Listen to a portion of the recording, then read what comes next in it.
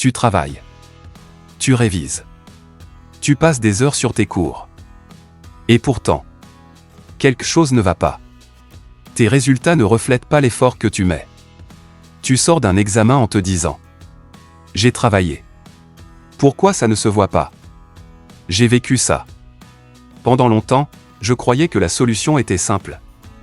Travailler encore plus. Plus de pages. Plus d'heures. Plus de fiches. Plus de sacrifices.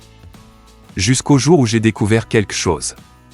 Quelque chose de contre-intuitif. Quelque chose qui m'a forcé à remettre en question toute ma façon de réviser. La règle 80/20. Et ce qu'elle m'a appris à changer mes résultats. Sans que j'aie travaillé plus longtemps. Aujourd'hui, je vais te montrer exactement ce que c'est, comment ça fonctionne dans le cerveau, et comment l'appliquer dès ta prochaine session de révision. En 1906, un économiste italien du nom de Vilfredo Pareto a observé quelque chose d'étrange. 80% des terres en Italie appartenaient à seulement 20% de la population. Il a ensuite regardé autour de lui. Et il a réalisé que ce déséquilibre existait partout. 80% des revenus d'une entreprise viennent de 20% des clients. 80% des résultats viennent de 20% des efforts. Ce n'est pas une règle mathématique parfaite. C'est une observation sur la réalité. Et quand je l'ai appliquée à mes révisions, j'ai vu quelque chose que je ne pouvais plus ignorer. 80% de ma note venait de 20% du contenu. Je ne dis pas que le reste ne comptait pas. Je dis que certaines parties de mon cours avaient un impact sur ma note 5 à 10 fois plus fort que d'autres. Et moi, je passais autant de temps sur tout. Sans distinction. Sans stratégie. Sans priorisation. C'était là mon erreur. Voici quelque chose que beaucoup d'étudiants ignorent. Ton cerveau a une capacité limitée de traitement en profondeur. Les neuroscientifiques appellent ça la mémoire de travail. Et cette mémoire ne peut contenir que 4 à 7 éléments distincts en même temps.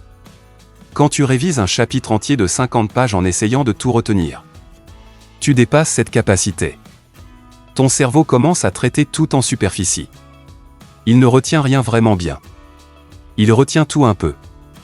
Et tout un peu, c'est insuffisant pour un examen. Parce qu'un examen ne te demande pas de tout savoir un peu. Il te demande de maîtriser certaines choses vraiment bien. C'est pour ça que la révision de tout est souvent moins efficace que la maîtrise de. Quand j'ai commencé à appliquer cette règle, j'ai changé ma première question. Avant, je me demandais « Comment je peux finir tout ce chapitre ?» Maintenant, je me demande « Quels sont les 20% de ce chapitre qui vont me rapporter 80% des points ?» Et pour répondre à cette question, j'utilise 3 filtres. Filtre 1, les examens passés. Je regarde les 2 ou 3 dernières années d'examen. Quels concepts reviennent le plus souvent?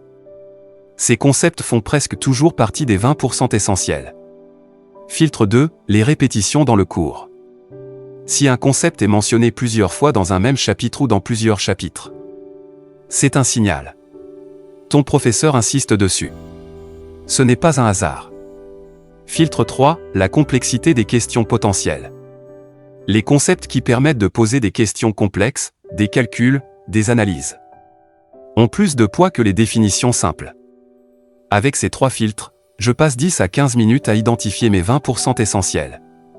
Et ensuite, je consacre 70% de mon temps à maîtriser uniquement ces 20%. La première fois que j'ai testé ça, j'avais peur. Une vraie peur. Et si je rate quelque chose d'important? Et si les questions tombaient sur les 80% que j'ai moins travaillé? Mais voilà ce que j'ai réalisé. Même les 80% que je travaillais moins, je les comprenais quand même. Parce qu'en maîtrisant vraiment les 20% essentiels, je comprenais la logique profonde du chapitre. Et cette compréhension profonde me permettait de raisonner sur les parties que je n'avais pas mémorisées. C'est ça la vraie différence entre mémoriser et comprendre. Quand tu mémorises tout superficiellement, tu bloques sur n'importe quelle question inattendue. Quand tu comprends vraiment l'essentiel, tu peux raisonner même sur l'inconnu. Je dois être clair sur quelque chose. La règle 80/20 n'est pas une excuse pour ne pas travailler. Ce n'est pas une technique de paresse. Ce n'est pas une promesse de réussite sans effort. C'est une stratégie d'allocation d'énergie. La différence entre un étudiant qui travaille 8 heures sans stratégie Et un étudiant qui travaille 4 heures avec stratégie. C'est souvent le deuxième qui obtient de meilleurs résultats. Pas parce qu'il est plus intelligent, mais parce qu'il est plus lucide sur ce qui compte vraiment. Et cette lucidité, elle s'apprend. Elle s'entraîne. Elle se développe.